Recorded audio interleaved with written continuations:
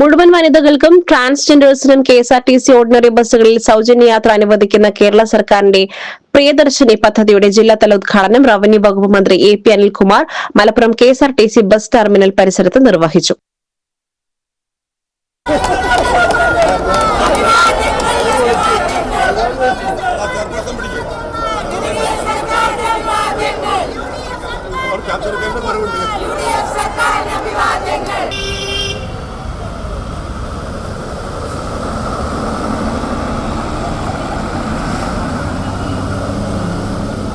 കേരളത്തിലെ സ്ത്രീ മുന്നേറ്റത്തിന്, വനിതാ മുന്നേറ്റത്തിന് ഏറ്റവും ശക്തി പകരുന്ന ഒന്നാണ് എന്നുള്ള കാര്യത്തിൽ യാതൊരു തർക്കവും വേണ്ട.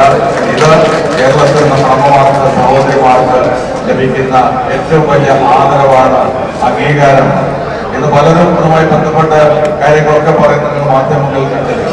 സ്ഥിരമായി വീട്ടുജോലിക്ക് പോകുന്ന നമ്മുടെയൊക്കെ സഹോദരിമാർക്ക് ലഭിക്കുന്നത് വളരെ ചെറിയ തുകയാണെങ്കിൽ ആ തുകയ്ക്കിടയിൽ കിട്ടുന്ന തുക കൊണ്ട് ബസ് കൂലി കൊടുക്കേണ്ട സാഹചര്യം അവർക്കുണ്ടാകുമ്പോൾ അത് കഴിഞ്ഞ് കിട്ടുന്നത് വളരെ ചെറിയ തുകയായിരിക്കും.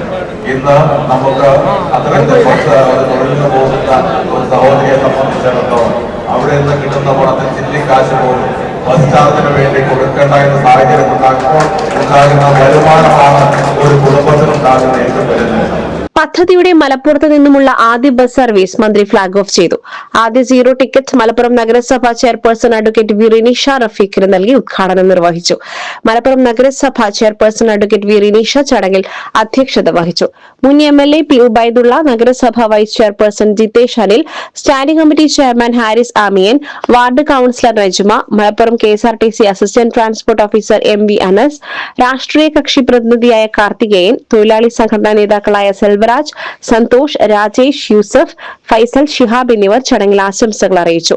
ആദ്യ സർവീസിലെ യാത്രക്കാർക്ക് സമ്മാന വിതരണവും മധുര വിതരണവും സൗജന്യ ദിനപത്ര വിതരണവും നടത്തി. SS Gold, Pure Gold. SS Group, Nilambur.